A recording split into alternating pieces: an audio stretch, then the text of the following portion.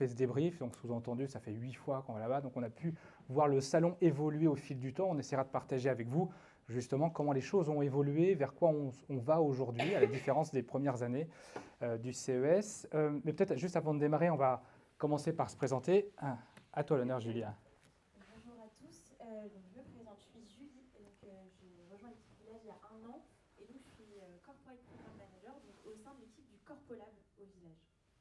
Et donc moi je suis Fabrice Marcella, je dirige le Village ici à Paris, et nous sommes partis ensemble au CES de Las Vegas 2024, accompagnés un groupe d'une dizaine de décideurs, à la fois du Crédit Agricole, mais aussi d'autres entreprises qui pouvaient être intéressées par ce que pouvaient présenter les différents exposants lors de ce CES.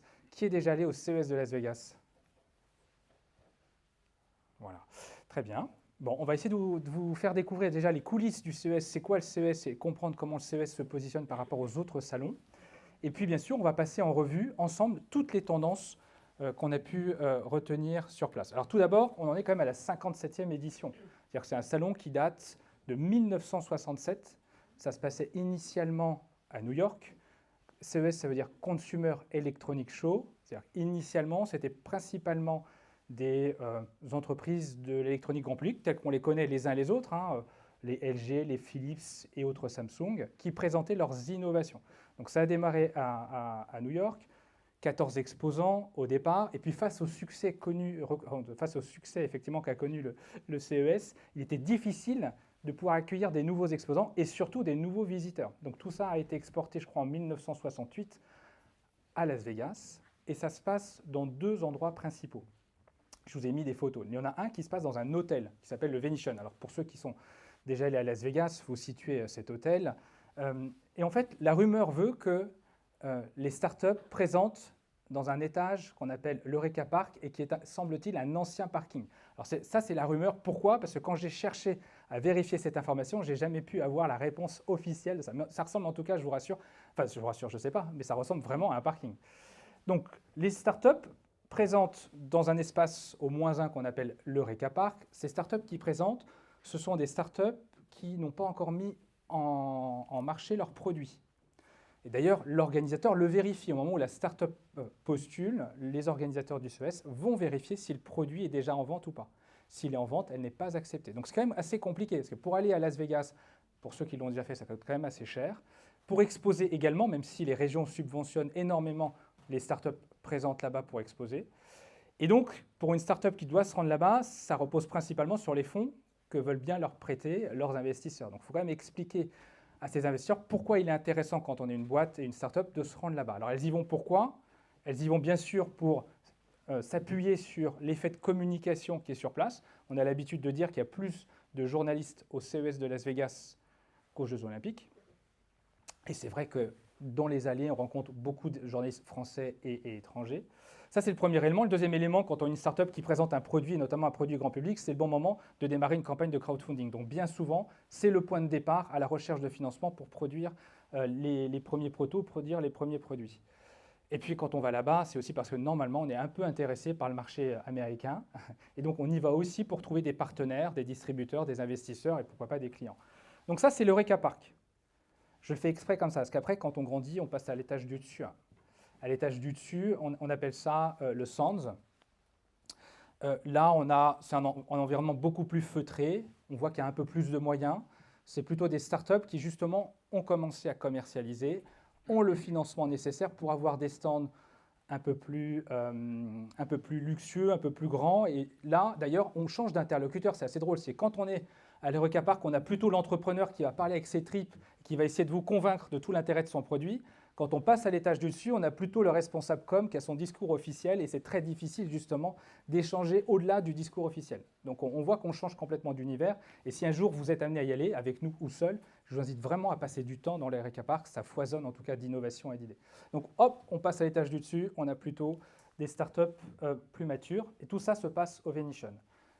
Mais le CES, ça se passe aussi dans un espace qui est un convention center, un peu comme, je ne sais pas moi, le salon d'exposition du salon de Porte de Versailles, mais en beaucoup plus grand. Et ça se passe à l'autre bout de la ville. Et là, c'est là où on va retrouver le show à l'américaine, avec des espaces gigantesques d'entreprises d'électronique grand public, de constructeurs automobiles, qui font leur show et qui montrent les innovations qu'ils vont proposer dans les années à venir au grand max. D'accord ? On va vous faire vivre ça au travers des innovations et des exposants qu'on a ramenés avec nous. Est-ce que tout est clair déjà pour vous jusqu'à présent? Alors, déjà, on aime bien parler de quelques chiffres, ce qui permet de montrer comment les choses évoluent. Post-Covid, comme partout, il y a eu une forme d'inertie pour redémarrer un salon comme celui-ci, d'autant plus qu'il brasse finalement énormément de monde. C'est 130 000 visiteurs, alors je ne sais pas cette année, 135, 130 000 visiteurs, qui viennent du monde entier, 174 pays présentés. 174 pays qui sont présents et qui montrent des innovations qui répondent à des problématiques communes que l'on a. C'est-à-dire que quand on parle de transition énergétique, on a certes des startups françaises qui apportent des solutions à ces problématiques-là, mais pour les mêmes problèmes, on peut trouver des interprétations, des réponses différentes selon les pays qui sont présents. Donc c'est aussi cela qui est intéressant, c'est de pouvoir comparer les différentes manières de répondre à un problème selon les acteurs présents. Autre élément à retenir, on retrouve finalement les chiffres de post-Covid. Ça a mis du temps, je vous parlais de l'inertie. Il y a cette inertie-là, il y a une deuxième inertie qui est liée au fait qu'aujourd'hui, les uns et les autres ont fait davantage attention qu'avant, finalement, à notre impact. Et de fait, les décisions d'y aller ou pas peuvent être prises au regard aussi de ce critère. Donc, le salon a mis du temps à retrouver un flux de visiteurs aussi important que les années précédentes. Cette année, vraiment, on était dans quelque chose qu'on a connu en 2020. Janvier 2020, c'était un moment où en tout cas les chiffres du CES étaient quasiment les plus hauts. Regardez la France. La France, encore cette année, est fortement présente, 150 startups. Alors, on voit que néanmoins, la néfaste de 2020, c'était 300. Hein. Alors, 300 avec beaucoup de gadgets. Vous vous souvenez sûrement, ça a marqué quand même pas mal les esprits. En 2020, il y avait une startup française qui avait postulé avec une patate connectée. Vous vous souvenez de ça un peu? Ça avait fait un bad buzz, justement, et là, l'idée, c'était de montrer qu'on pouvait y aller avec des innovations qui n'en étaient pas réellement. Ce qui n'est pas le cas cette année, en fait. Là, cette année, on avait des technos, des innovations, des startups qui étaient beaucoup plus matures, en tout cas dans les présentations qui étaient faites de leur innovation. Et c'était des innovations qui avaient une véritable utilité, même si on trouve toujours, et on va vous en présenter quelques-unes, des choses dont on se demande à quoi ça sert. Mais vraiment, néanmoins, cette année, il y a une sélection beaucoup plus qualitative des exposants présents. Donc 150, et alors ce qui explique aussi le 150 versus 200, au-delà de ce tri, l'argent est plus cher en ce moment. Hein. Donc quand on est une start-up, on fait plus attention peut-être qu'avant à la manière dont on utilise ces fonds, d'autant plus qu'ils sont plus rares. Donc aller au CES, il faut vraiment aller chercher un ROI de cet investissement que font ces start-up lorsqu'elles y vont. Voilà, on reste à la deuxième délégation après les US. Alors ça, c'est ce que dit Business France. Quand on est sur place, même si on ressent vraiment très fortement la présence française, avec le pavillon French Tech, il n'en reste pas moins que la Corée cette année était extrêmement présente. Enfin, je ne sais pas ce que tu en penses. Et donc, je suis encore étonné de ce chiffre que nous présente Business France. Ah, chose notable cette année, c'est que, alors il y a toujours un pavillon French Tech où toutes les régions normalement et tous les organisateurs sont présents sous ce même pavillon. Cette année, néanmoins, la région Rhône-Alpes a fait bande à part. Et donc, il y avait un stand Rhône-Alpes. Je trouve ça un petit peu dommage, parce que quand on est aux US, Rhône-Alpes, déjà la France, je ne sais pas si ça bien les situer, mais alors Rhône-Alpes, c'est quand même compliqué. Donc voilà, et ça c'est un peu dommage, parce qu'on ne mutualise pas finalement l'intérêt d'être ensemble, en tout cas d'avoir cette chasse en meute possible, quelle que soit la région, lorsqu'on est aux États-Unis. Alors ce que je vais essayer de faire, juste avant de rentrer dans le détail, on est revenu avec plein d'innovations dans les poches, et on a essayé d'imaginer quelle serait notre vie aujourd'hui avec toutes ces innovations. Alors, sachant qu'il y en a quelques-unes qui sont un peu futuristes néanmoins, mais allez, 90% de ce que je vais vous montrer, c'est des choses qu'on pourrait très bien être amené à utiliser. Alors, tout d'abord, quand je me réveille à 7 h du matin. J'ai une grosse journée qui m'attend et je vais jeter un œil à mon miroir BeMind, qui est capable d'identifier mon humeur. D'ailleurs, il va me poser la question, c'est comment te sens-tu ce matin, Fabrice? Et en fonction de ma réponse, il va chercher à m'aider à gérer mon stress. Autant vous dire que ce matin, il a vraiment cherché à gérer mon stress. Ce miroir va tamiser la lumière pour booster mon énergie, voire me recommander une séance de méditation.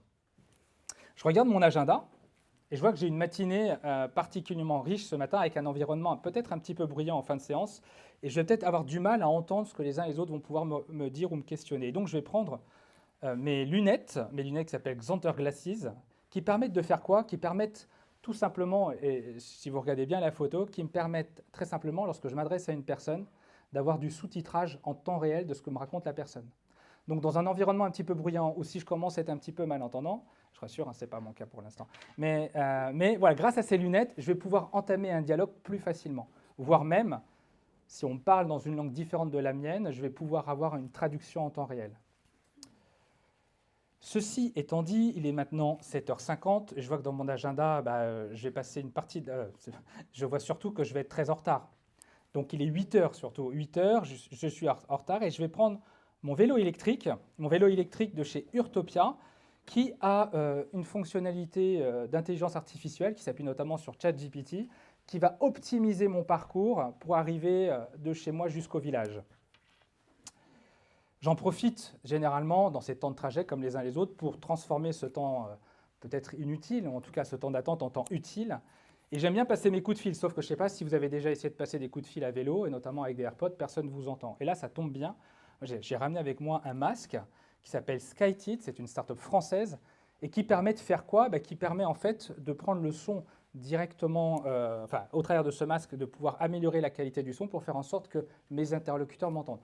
C'est assez génial. Là, l'usage que j'en fais, il est surtout très utile lorsque vous êtes dans le TGV, par exemple, et que vous devez passer un coup de fil. Alors déjà, quand vous êtes le voisin de celui qui passe un coup de fil, vous avez juste envie de le tuer, le mec à côté. Mais par contre, là, vous pouvez le passer, personne ne vous entend, et donc vous le passez sans déranger, et surtout, vous passez un coup de fil en toute confidentialité. L'essai est assez bluffant. Start-up française qui actuellement a fait une opération de crowdfunding, donc il y a des prix très intéressants actuellement sur leur site. Pardon? SkyTid. Alors, je ne sais pas si on en reparle après de SkyTid. Non, alors je vais vous l'appeler SkyTid. C'est hop, SKYTED.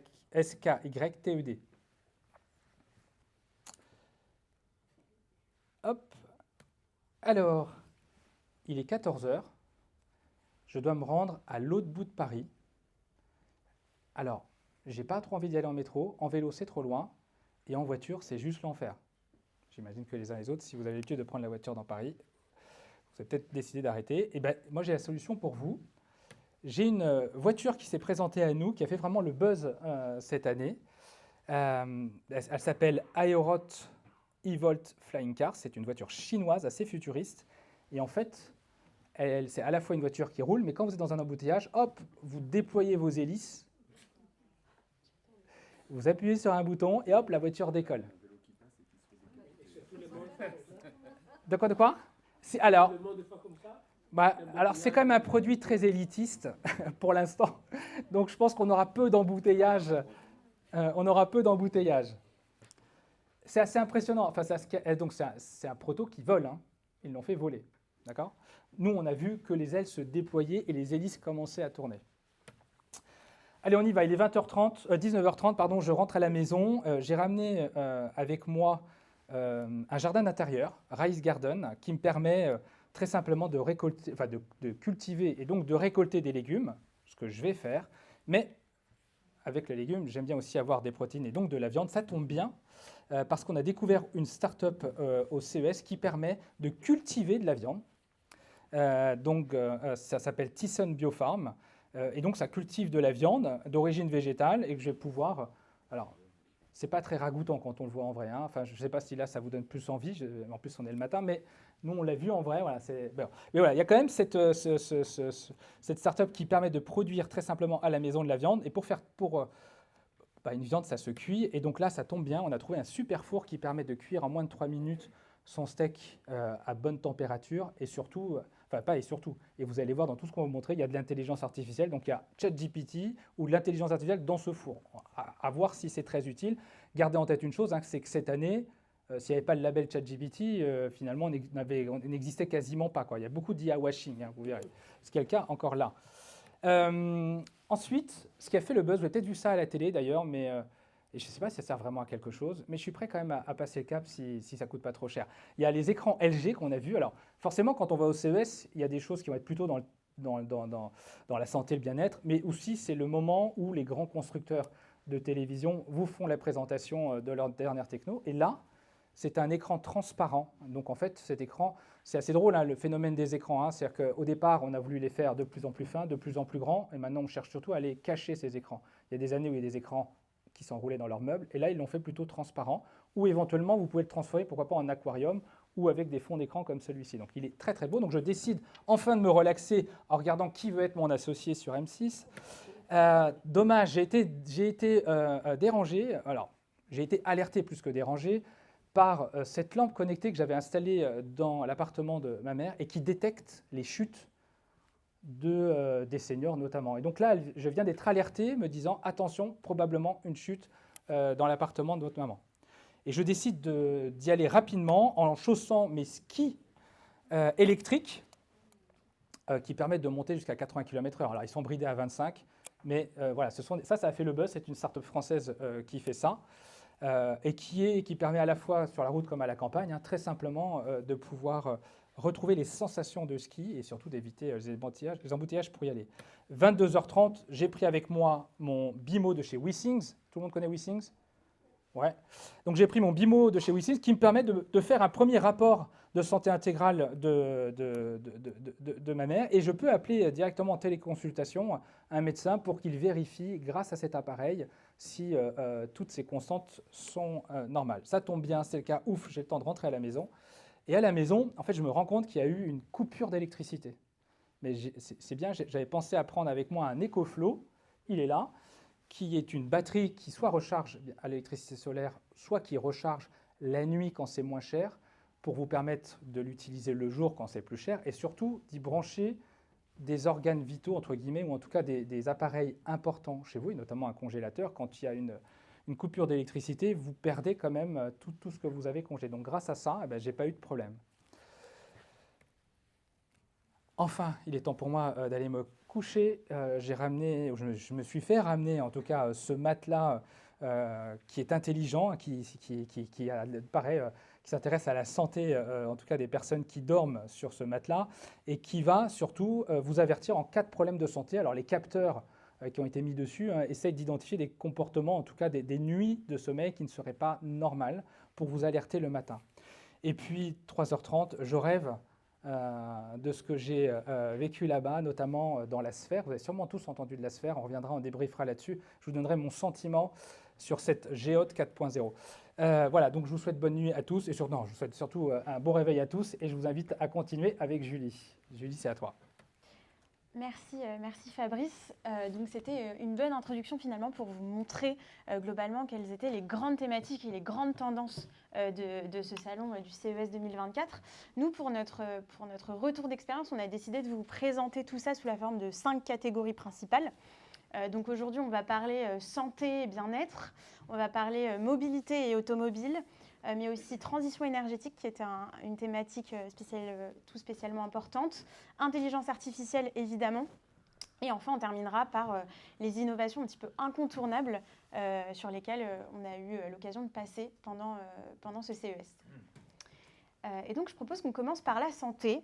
Donc cette année, la santé, c'était vraiment le thème majeur du CES, puisque l'e-santé était très présente avec environ 400 exposants sur cette thématique. Ça représente environ 10% des exposants du salon. Ce qui est intéressant de voir, c'est que par rapport aux précédentes éditions, et notamment il y a longtemps, donc si on se projette 10 ans auparavant, la santé, c'était surtout, en termes d'innovation, exposée sous la forme de solutions autour du bien-être. Là, on parle vraiment de e-santé, de medtech.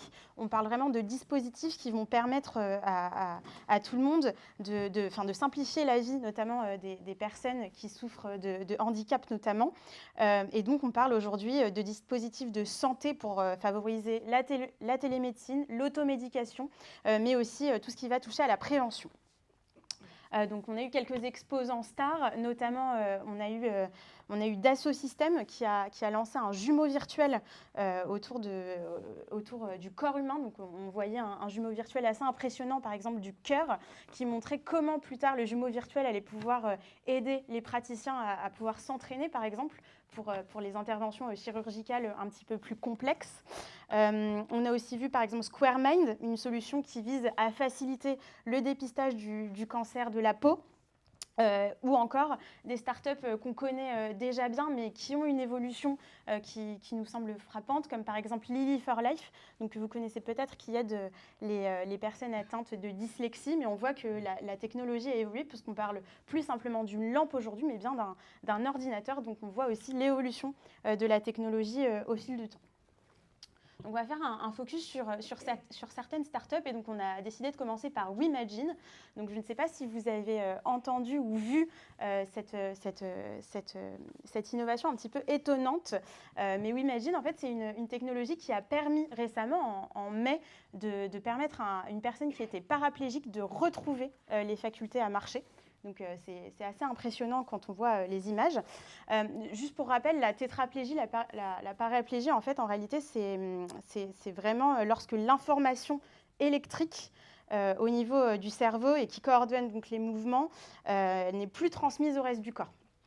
Et donc là, l'idée, c'est que pour pouvoir rétablir cette connexion entre le cerveau et les zones motrices, donc c'est des chercheurs du CEA, puisqu'on était sur le stand du CEA, et donc là, c'est des chercheurs qui sont basés au centre de Grenoble, qui ont eu l'idée de pouvoir créer une technologie d'interface entre le cerveau et l'ordinateur. Donc c'est une interface qu'ils appellent BCI, qui permet d'interpréter les intentions du cerveau au niveau des différentes zones de la moelle épinière, pour pouvoir ensuite les localiser, les interpréter et ensuite les transmettre au niveau des différentes zones motrices. Donc tout ça, ça fonctionne évidemment grâce à une intelligence artificielle. On verra que c'est un petit peu la technologie du moment. Et donc les informations, elles sont transformées en véritables signaux de commande qui vont ensuite être capables de piloter donc, un exosquelette, mais aussi tous les systèmes de stimulation de la moelle épinière. Donc la solution aujourd'hui, elle est testée avec des véritables personnes qui sont atteintes de paraplégie. Donc il y a d'autres tests qui sont en cours pour pouvoir voir comment cette technologie peut s'étendre, pourquoi pas aux personnes handicapées qui auraient des problèmes, par exemple, de communication. Donc il y a vraiment plusieurs cas d'usage qui sont actuellement réfléchis. Donc on parlait tout à l'heure de Weezings. Je ne sais pas si vous connaissez tous l'histoire de Weezings, mais donc c'est une entreprise française qui a été créée en 2008. L'objectif, c'était vraiment de pouvoir proposer des produits dans la santé digitale. Donc peut-être que vous connaissez déjà la balance connectée, la montre, etc. Donc tous ces dispositifs de santé digitale de Weezings. Donc pour la petite histoire, en 2016, Weezings se fait racheter par Nokia, à l'époque où Nokia souhaitait diversifier son activité et donc se positionner sur la santé connectée. Puis, un petit peu plus d'1 an plus tard, son fondateur, Eric Carril, le rachète, entre guillemets, Weezings pour 30 millions d'euros. Et donc, son objectif, c'était vraiment de redresser, pas Nokia, mais Weezings à ce moment-là. Donc tous les ans, on voit que Weezings fait des belles apparitions au CES. On se souvient en 2023 de ces toilettes connectées pour pouvoir effectuer des analyses d'urine à domicile. Là, cette année, c'est vraiment un dispositif. Donc le BIMO, c'est un dispositif qui est supposé remplacer le thermomètre qu'on a tous chez nous. Et il faut savoir que le thermomètre, aujourd'hui, c'est peut-être l'un des seuls dispositifs qu'on a pour pouvoir évaluer nous-mêmes notre état de santé. Et donc là, on va dire que c'est un thermomètre vraiment nouvelle génération, puisque ce thermomètre, il est utilisable à la fois en autonomie et dans des situations de télémédecine. Et en fait, il permet de faire plein de choses. Donc, il permet évidemment de prendre sa température, mais il permet aussi d'évaluer la santé de son cœur, puisqu'il est capable de générer un électrocardiogramme simplement en portant le thermomètre, donc c'est assez impressionnant. C'est aussi un stéthoscope digital qu'on peut utiliser soi-même, donc avec simplement des écouteurs qu'on branche avec un adaptateur USB-C, mais ça permet aussi, en cas quand on est en téléconsultation, de pouvoir brancher ce stéthoscope pour que le praticien puisse en live entendre les signaux. Donc c'est assez impressionnant. Et donc, ce nouvel objet connecté, il se synchronisera automatiquement via Wi-Fi, et donc l'application. Et il permettra donc à tous vos membres de votre famille de pouvoir avoir des consultations rapidement et donc de savoir rapidement quel est votre état de santé et notamment si votre diagnostic vital, si vos métriques principales vitales sont dans les normes. Et donc, pour information, cet appareil va sortir en juin. donc, de cette année, et il sera vendu au prix de 250 € environ. Donc, on a aussi présenté donc, dans la journée type donc, ces lunettes, donc Pulse Audition. Donc, ce qu'il faut savoir, c'est qu'aujourd'hui, il y a à peu près 430 millions de personnes qui sont considérées comme malentendantes. Donc, malentendant, ce n'est pas être sourd, c'est simplement avoir certains sons de la vie quotidienne qu'on a du mal à percevoir, comme par exemple le chant des oiseaux, ou bien des conversations quand on est dans une situation, dans un environnement bruyant.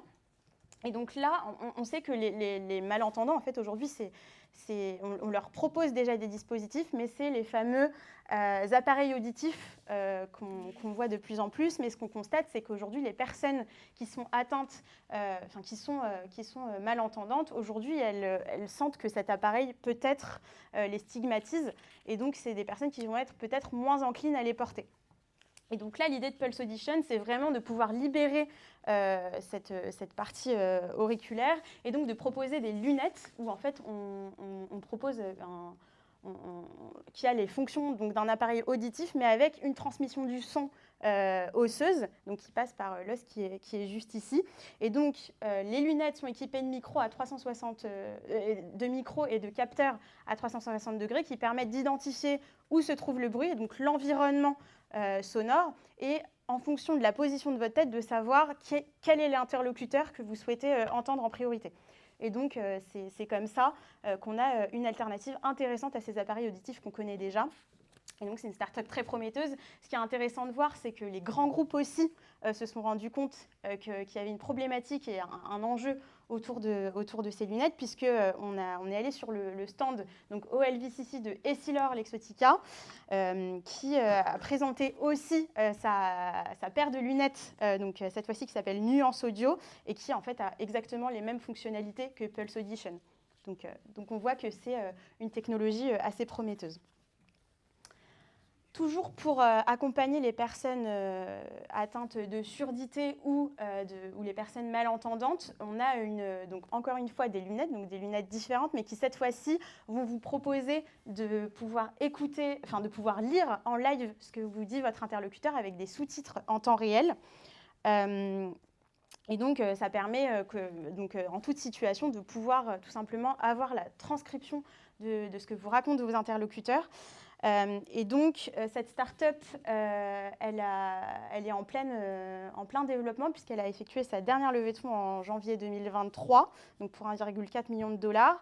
Et ce que nous expliquait le fondateur, c'est que là, ils sont en train de réfléchir pour voir si ça allait être possible de pouvoir aller encore un petit peu plus loin dans la technologie, donc plus seulement s'adresser uniquement aux personnes malentendantes ou sourdes, mais aussi à n'importe quelle personne qui pourrait voyager à l'étranger et qui serait confrontée à la situation où on se retrouve avec des personnes qui ne parlent pas la même langue. Donc d'imaginer, pourquoi pas, une traduction en live de ce que vous disent vos interlocuteurs, en plus de simplement retranscrire mot à mot ce qui est raconté. Ensuite, donc, on a aussi présenté Nobi dans notre journée type. Donc, ce qui est intéressant avec Nobi, c'est que finalement, la chute des personnes âgées ou des personnes en situation de handicap, c'est vraiment un sujet qui est déjà saisi, puisqu'on connaît tous ces bracelets, ces montres, ou bien les colliers qui permettent de détecter la chute des personnes âgées. Mais ce qui est aussi visible sur le marché, c'est qu'en fait, les personnes se sentent, là encore une fois, stigmatisées. Et on peut avoir deux cas de figure possibles. Soit elles refusent de le porter en se disant je suis suffisamment autonome et je n'ai pas besoin qu'on surveille mes chutes. Soit tout simplement, elles vont l'oublier.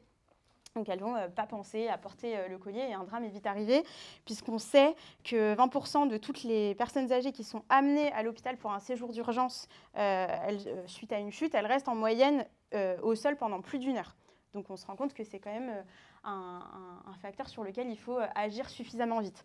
Et donc là, ce qui est proposé par la start-up Nobi, c'est de pouvoir développer des lampes qui permettent d'identifier les chutes et les facteurs environnementaux de manière générale chez les personnes âgées.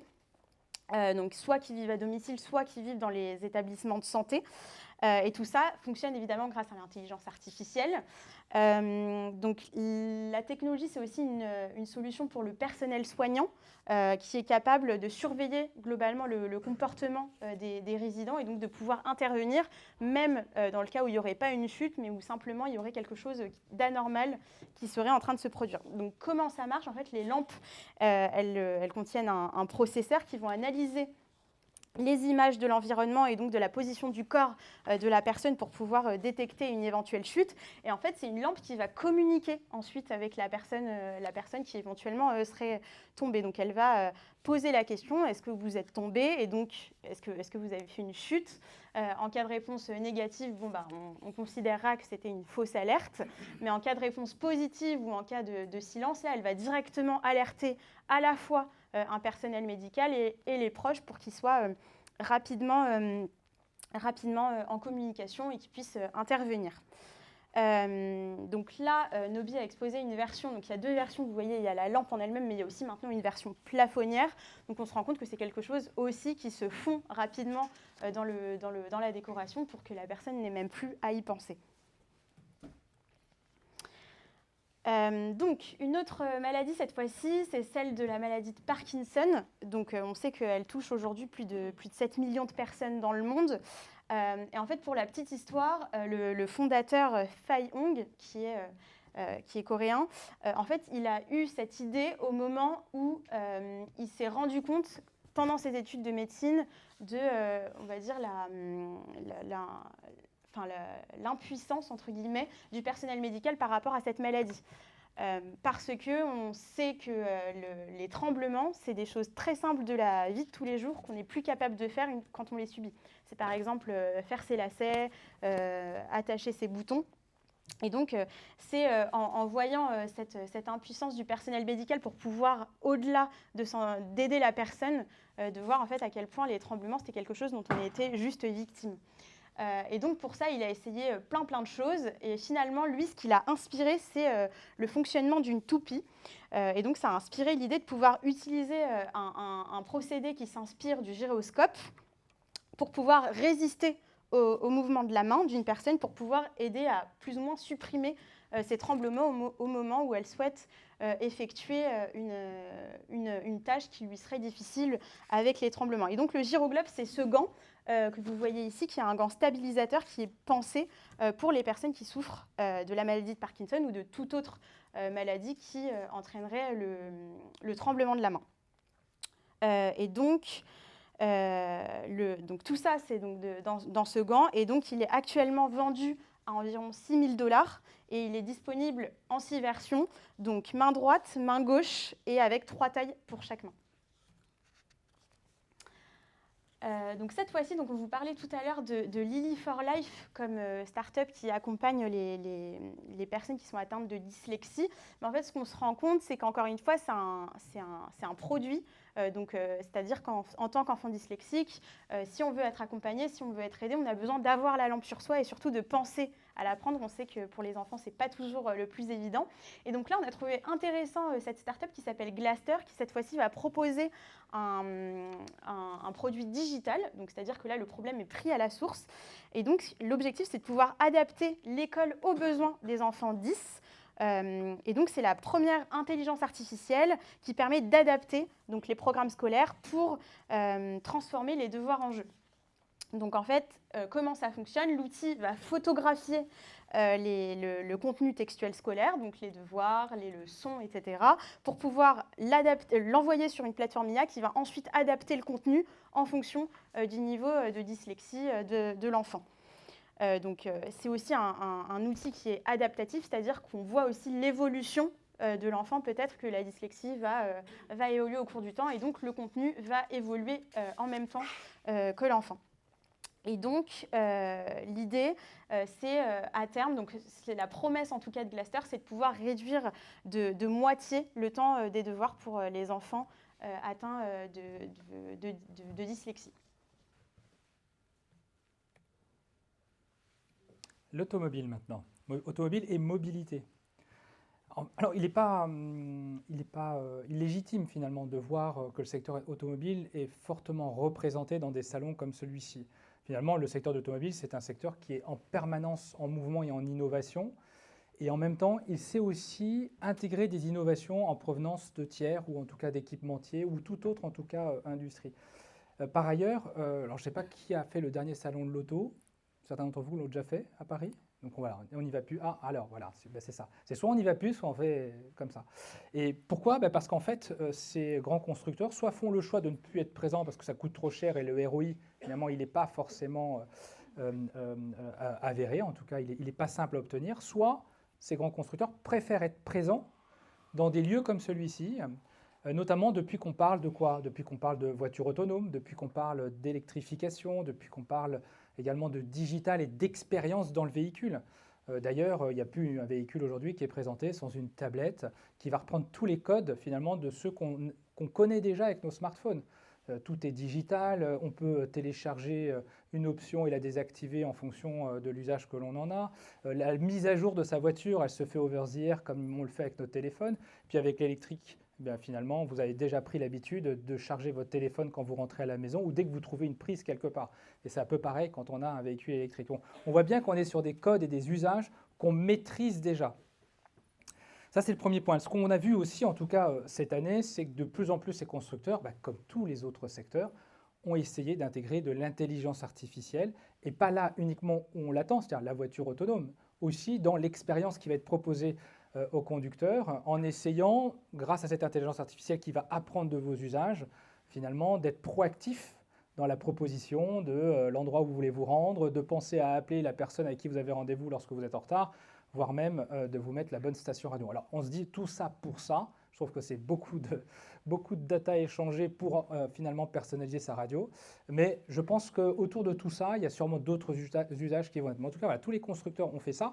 Et par exemple, ne serait-ce que Mercedes qui était présent a développé son Mercedes-Benz OS. Ils ont leur propre OS où ils vont intégrer de l'intelligence artificielle pour pouvoir ensuite apporter ces services personnalisés supplémentaires à leurs conducteurs.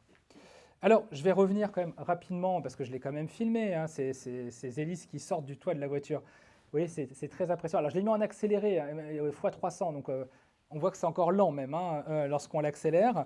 Mais voilà, c'est un constructeur chinois qui s'est présenté lors du CES. Hop. Et, pardon, elle est là. Ah non, je vous ai déjà dévoilé la suite. Pardon. Oui, et donc en fait, pendant longtemps, au cours des années du CES, on a toujours eu des constructeurs qui venaient présenter des drones. On a eu Hyundai, on a eu, je me souviens d'être monté dans un SkyDrive. Alors c'était le truc qui ressemblait un peu à la guerre des étoiles, quoi. C'est les petits vaisseaux de la guerre des étoiles. Voilà. Alors cette année, c'était un petit peu différent. Là, c'était vraiment un constructeur automobile qui faisait la promotion de son prototype. En fait, il y avait deux véhicules qui étaient présentés. Le premier, qui est celui-ci qui intégrait directement dans son toit ces hélices, et le second qui est plus réaliste et qui va sortir, c'est celui-ci, qui est finalement un véhicule dans lequel on va intégrer un drone. Vous le voyez ici, il va être commercialisé celui-ci fin d'année, ça coûte à peu près 150 000 $, et ça s'adresse davantage à des secouristes. C'est comme ça en tout cas qu'ils l'ont imaginé en termes d'usage. Il nous donnait un exemple que j'ai trouvé peu crédible néanmoins, c'est qu'on voyait ce véhicule à la montagne. Donc ça veut dire quoi à la montagne? Ça veut dire au ski, il fait quand même très froid, et on sait la contrainte quand même des véhicules électriques lorsqu'on est dans un environnement extrêmement froid, c'est qu'on a peu d'autonomie. Et donc ce qui nous vendait en tout cas en termes d'usage, c'est que ces secouristes, grâce à ce drone, ils allaient pouvoir porter secours à des gens en montagne, sachant qu'il a une autonomie de 10 minutes. Donc voilà, donc ça on est encore à l'état. La difficulté aujourd'hui dans ce type de projet, c'est qu'en fait les batteries, finalement elles ont une durée d'utilisation qui sont assez faibles. Pour augmenter cette durée, il faudrait augmenter la taille de la batterie, mais qui dit augmenter la taille de la batterie, ça augmente aussi le poids, et ainsi de suite. Et donc en fait, on est dans un cercle vicieux, je ne sais pas si c'est le bon terme, mais qu'on n'arrive pas encore à résoudre. Mais voilà, il y a plein d'expérimentations autour de tout ça. En tout cas, la promesse qui est faite sur le véhicule, qui est en haut, c'est quand même une autonomie de 20 km, dans le proto. On peut aller dans les airs jusqu'à 100 mètres et à une vitesse de 60 à 70 km/h. Deuxième exposant que j'ai trouvé intéressant.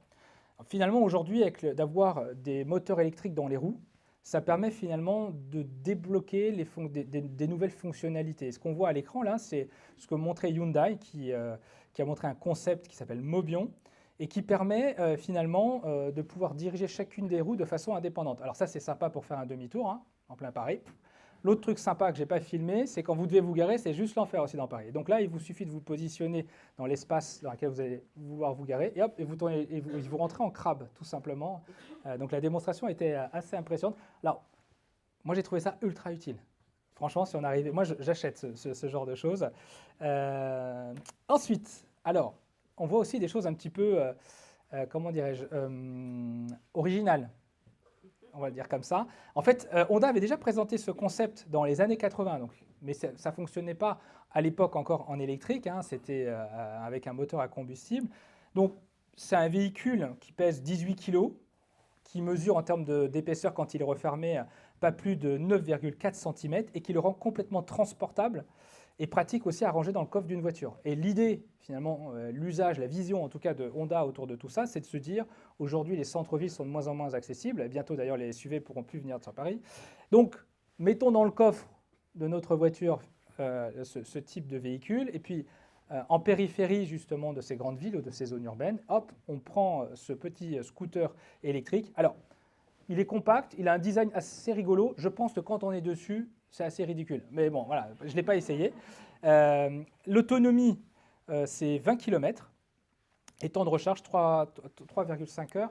Et pareil, hein, c'est limité à 25 km/h, comme dans la plupart, enfin comme pour la plupart d'ailleurs de ce type d'outils connectés. Ça coûte un peu moins de 995 $ et il est vendu exclusivement en ligne ou chez les concessionnaires Honda pour ceux qui le souhaitent. En tout cas, si l'un d'entre vous l'achète, s'il vous plaît, amenez-le au village que je puisse l'essayer. Alors ensuite, alors, là, on a un constructeur de PlayStation. Là, c'est le président de Sony qui a pris la manette de la PlayStation pour faire rentrer son véhicule sur scène. Alors, c'est le spectacle à l'américaine, hein, forcément. On a tous les journalistes en train de prendre des photos. Et d'ailleurs, je vous le jure, vous la mettrez en avant. Alors, sachez une chose, hein, c'est que le fait de faire venir le véhicule avec une manette de PlayStation, ce n'est pas une fonctionnalité qui sera distribuée. Hein, et ça ne sert à rien, surtout. Mais voilà, ça servait surtout à faire le show. Ce qui est intéressant de noter, par contre, c'est que pour moi... Pardon ? Sacré-zi, ça va être ma barbe, je fais ça. Non, c'est moi ? Ouais. Alors, qu'est-ce que je disais ? Oui, ça montre quoi, en fait ? Pourquoi ça a retenu mon attention ? C'est qu'en fait, pour moi, à tort peut-être, je pensais que le secteur de l'automobile n'était pas un secteur où il était simple finalement d'accueillir des nouveaux entrants. Et on voit que Tesla, c'est bon le micro, et on voit que Tesla a ouvert la porte finalement à des nouveaux entrants. Déjà, c'était un nouvel entrant et qui se débrouille plutôt pas mal. Là c'est un constructeur de PlayStation ou de télé qui décide d'investir le marché de l'automobile. Alors, il l'a décidé, en tout cas, il nous a déjà présenté ça il y a 3 ou 4 ans. Hein. On voit que ce n'est toujours pas complètement abouti. Et en fait, le pari en fait, de Sony avec sa voiture qui s'appelle Afeela, en partenariat avec Honda, c'est de se dire, le jour où on passera à la voiture autonome, comment j'occupe mes passagers. Et ça tombe bien. Moi, Sony, je produis du contenu au cinéma, par exemple, ou je produis des jeux vidéo. Et donc, tout est fait dans le véhicule pour vous permettre d'avoir cette expérience-là. D'accord ? Donc, c'est avant tout, finalement, pour vendre ses propres produits dans ce type de véhicule qui se veut être autonome et électrique.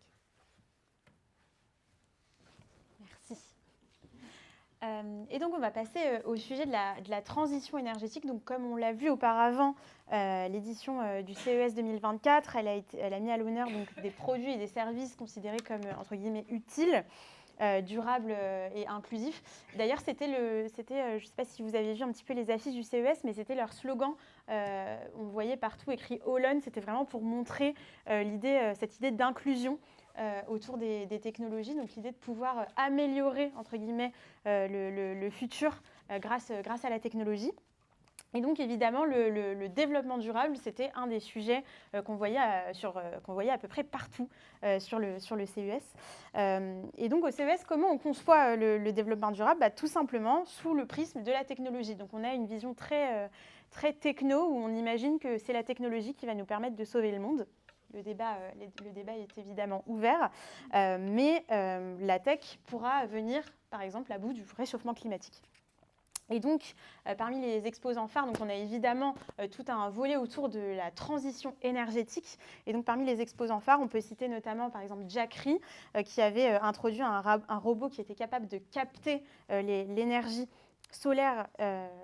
Oui, c'est ça, ouais. Celui qui est en image. Donc, c'est ce robot qui est capable de capter l'énergie solaire pour pouvoir contribuer, par exemple, à l'alimentation d'un foyer tout entier.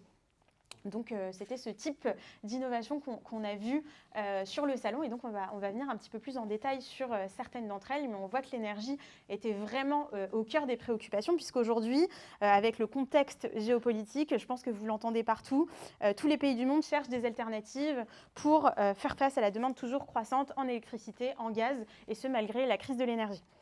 Et donc, là, on voit que c'est courant, donc pour nous, c'est connu qu'on peut faire de l'énergie solaire, de l'énergie à partir du vent, à partir de beaucoup de choses. Et donc, là, c'est une nouvelle source d'énergie, finalement, que nous propose cette start-up qui s'appelle LV Energy, où, en fait, quelque chose de très courant, qu'on vit tous les jours dans les transports, dans la rue, etc., c'est tout simplement le bruit.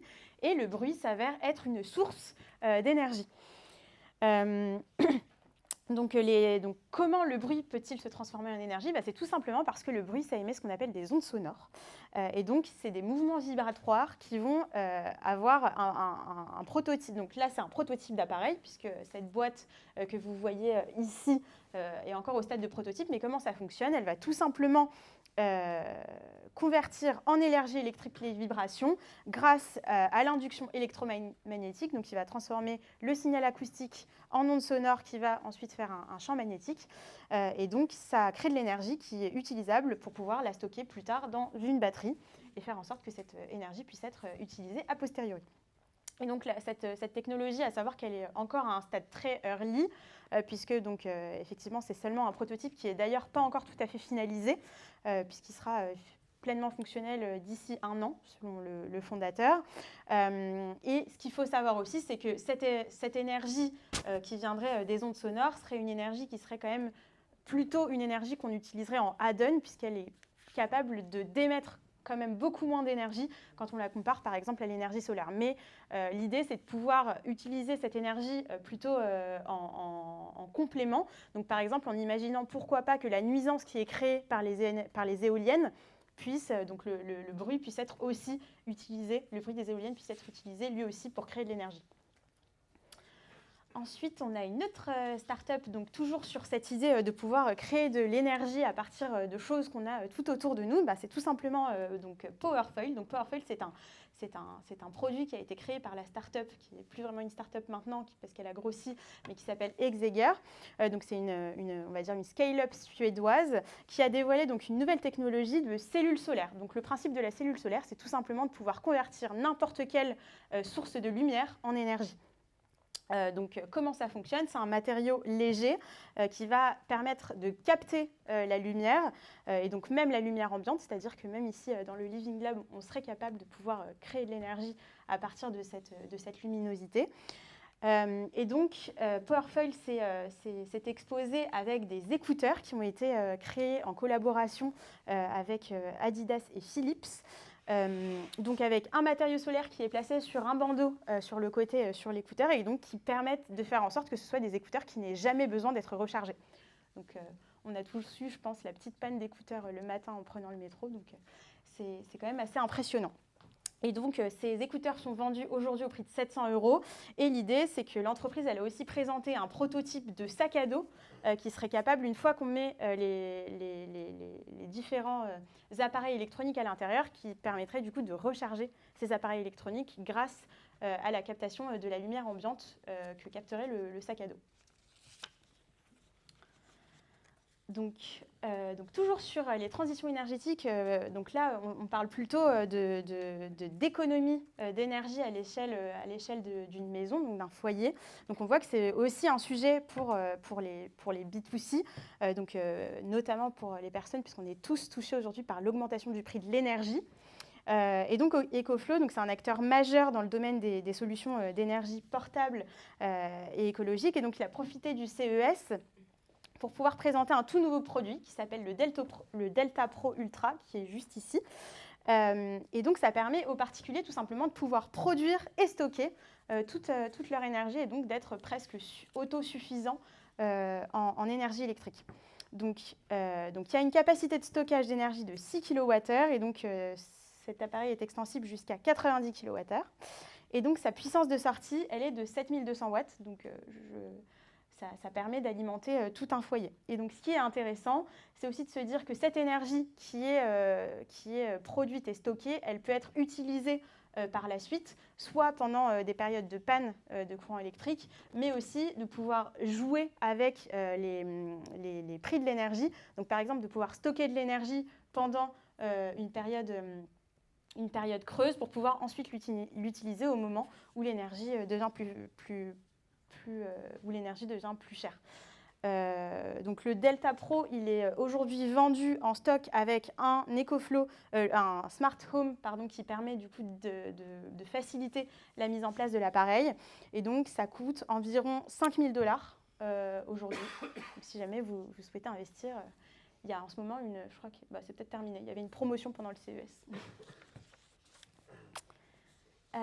Et enfin, on a PES Energy, donc c'est une start-up marseillaise qui conçoit donc des groupes électrogènes, donc une alternative aux groupes électrogènes qu'on connaît déjà. Mais cette fois-ci, c'est des groupes électrogènes qui sont zéro émission. Donc elles fonctionnent sur des batteries électriques qui sont transportables sur roues et donc très mobiles. Et elles sont surtout insonores et rechargeables, soit via une prise secteur, soit via l'énergie solaire. Aujourd'hui, PES Energy cible principalement les industries du cinéma, de l'événementiel.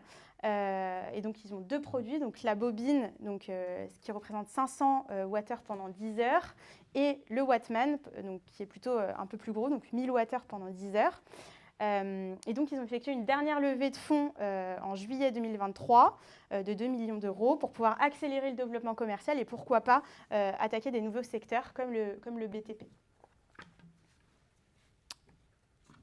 Alors, on va parler d'intelligence artificielle.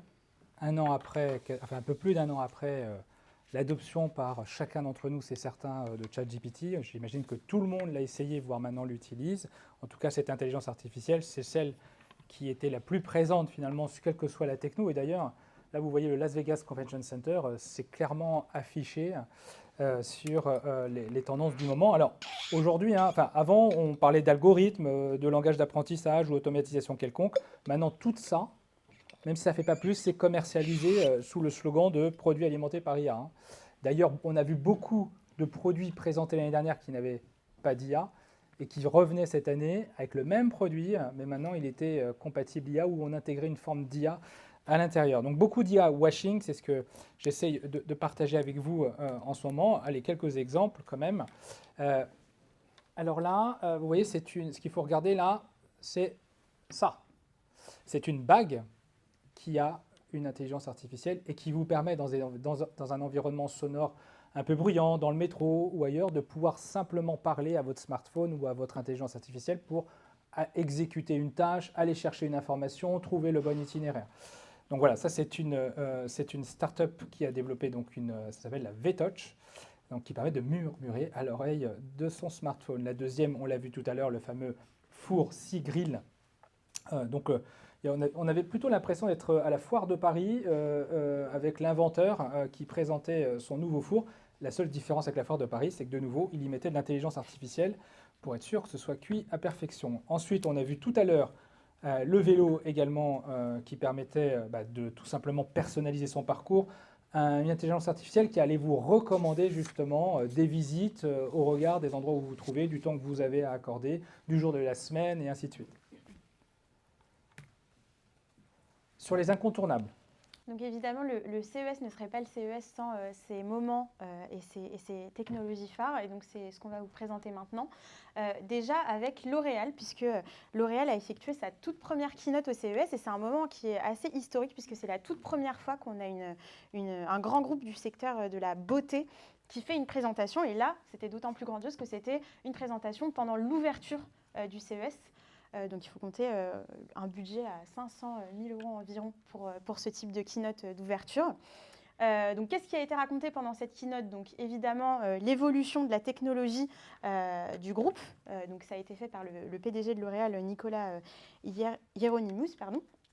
Et l'idée, c'était aussi de pouvoir présenter donc, ce produit, ce sèche-cheveux, qui s'appelle l'Airlight Pro, qui est tout simplement un sèche-cheveux nouvelle génération, avec une technologie de lumière infrarouge et de flux d'air pour avoir à la fois un séchage qui rend les cheveux plus doux et plus brillants, et qui réduit aussi de 30% la consommation d'énergie. Donc là, c'était, on va dire, un moment clé pour le secteur de la beauté, de voir que ces secteurs-là aussi adressent des événements tels que le CES. Et je vous laisse deviner, hein, il y avait forcément de l'intelligence artificielle dans ce sèche-cheveux. J'ai pas le prix. Ah, le prix de celui-là, on l'a pas. Attends, je regarde. Je suis pas sûr. Non, on l'a pas. Allez, je voulais revenir rapidement sur ces fameux skis. Donc en fait, voilà, c'est un outil supplémentaire de déplacement possible avec des nouveaux moyens de transport donc non polluants qui vient compléter le patin. L'année dernière, on avait les patins électriques. Je ne sais pas si vous aviez vu ça, les rollers électriques. Et bien là, ça s'inscrit un peu dans cette même logique-là. C'est un équipement en tout cas qui permet à la fois à la ville comme à la campagne, même sous la pluie, si je ne m'y resterai pas, mais d'avoir les mêmes ressentis que l'on a quand on fait du ski. Et puis, et ça fonctionne sur quel que soit le revêtement, en tout cas c'est la promesse de l'entrepreneur. Les vidéos qu'il nous présentait nous montraient qu'il arrivait à en faire sur du bitume, sur du béton, sur du gravier, sur du sable, sur de la terre. Enfin, voilà, donc c'était assez impressionnant. D'ailleurs, on le voit, et ce sont des roues crantées. En termes de capacité, elle peut aller de 5 km/h à 80 km/h. Bien entendu, compte tenu de la législation qui est la nôtre, c'est bridé à 25, hein, sortie d'usine. Voilà, ce que je peux vous dire d'autre, c'est l'autonomie, 30 km, ce qui n'est pas rien quand même, hein, 30 km à une vitesse de 25 km/h, temps de charge assez rapide quand même, c'est 1h30 de charge. Et actuellement, en tout cas, si jamais c'est des choses qui vous intéressent et que vous souhaitez expérimenter, ils ont une opération de crowdfunding actuellement qui vise justement à commander les premiers exemplaires qui arriveront en France dès cette année. Donc, on en a parlé en introduction, mais LG a effectivement présenté son tout nouvel écran OLED de 77 pouces. Donc, particularité cette année au CES, c'est qu'on a l'habitude d'avoir cette image du grand couloir avec plein d'écrans qui sont affichés partout. Cette année, ça a été nouveau puisqu'il n'y a pas eu ce mur d'écran. L'idée, c'était vraiment de faire en sorte de montrer que ces écrans étaient tout simplement un mur transparent. Et donc, on a vu un mur avec tous ces écrans de 77 pouces qui montraient tout simplement un objet de décoration connecté. Et donc, c'était assez impressionnant à voir parce qu'en fait, on se rend compte que simplement en appuyant sur un bouton, l'écran se changeait d'un simple élément de décoration à un aquarium, à tout simplement un téléviseur tel qu'on le connaît. Donc, c'est encore une fois, comme d'habitude, un écran qui n'a pas de câble, puisqu'on a seulement le cordon d'alimentation qui est relié par un câble au courant électrique. La commercialisation, elle est prévue mi-2024. Le prix n'a pas encore été connu, donc les paris sont ouverts. Et on voit que ce n'est pas simple, hein, lorsqu'on est sur un marché où tous les consommateurs quasiment sont équipés. C'est comment je fais pour leur donner envie de remplacer leur matériel, alors que ce même matériel est déjà quand même ultra qualitatif, hein, quand on est déjà à 4K, enfin et puis ultra fiable. Donc on ne change pas sa télé tous les jours finalement, donc à moins d'une rupture, et avoir cette rupture fait sens. Allez, on ne pouvait pas terminer cette présentation sans parler quand même de la fameuse sphère. J'imagine que tout le monde en a entendu parler, hein. Je vous l'ai mis en présentation ici. Alors, je voulais vous faire part de mon retour d'expérience. Bon, alors déjà, sachez que ça a été inauguré en 2023. Je donne quelques chiffres avant de vous donner mon retour d'expérience. L'investissement, c'est 2,3 milliards de dollars pour faire cette sphère. L'organisateur déclare avoir déjà perdu, et ça c'était en septembre, 98,4 millions de dollars. Donc, c'est absolument pas pour l'instant une entreprise rentable. Et quelques chiffres, c'est 54 000 mètres carrés de champ de vision, donc c'est juste énorme. 112 mètres de hauteur lorsqu'on est à l'intérieur. Ça a une capacité d'accueil de 28 000 spectateurs. Enfin, c'est à l'image, en tout cas, de Las Vegas. Donc 112 mètres, hein, ça représente un immeuble de 30 étages. Hein. Donc voilà. Donc, très honnêtement, Donc c'est très immersif lorsqu'on est à l'intérieur. Là, le spectacle ou le film qui était présenté, c'était un film sur la nature avec des images vraiment magnifiques. On est en immersion totale, on a le siège qui bouge, quand il fait froid, on a de l'air froid. C'est pas très agréable d'ailleurs. Mais j'allais dire qu'au regard du prix, j'étais déçu. J'ai payé 170 $ pour faire ça, 40 minutes de spectacle qui est une géode 4.0, quoi. Je ne sais pas si certains d'entre vous ont déjà fait la géode. J'avais trouvé à l'époque, je ne l'ai pas refait depuis très longtemps, hein, mais j'avais trouvé ça déjà très impressionnant. C'était impressionnant, mais trop cher, je trouve, au regard en tout cas des spectacles qui étaient proposés. Donc voilà, j'espère que je n'ai pas cassé l'ambiance pour certains qui avaient envie d'essayer, parce qu'il faut quand même l'essayer. Hein. Mais c'était compliqué de ne pas l'essayer lorsqu'on est là-bas, au regard de la communication qui est autour de ces serveurs. À l'extérieur, c'est magnifique par contre, parce que l'écran qui est là, il est en permanence animé le soir. Et certains peuvent d'ailleurs acheter de la publicité. Certains peuvent acheter de la publicité pour présenter leurs produits. Et cette sphère, on la voit vraiment de partout le soir. C'est très très beau à voir. Mais j'allais dire que c'est plus beau à l'extérieur qu'à l'intérieur. À l'intérieur, oui. Ah non, c'est très impressionnant. Mais de nouveau, enfin, j'ai trouvé ça en termes d'expérience un peu décevant. Est-ce que ça va pas contre-courant de tous les trucs de production énergétique?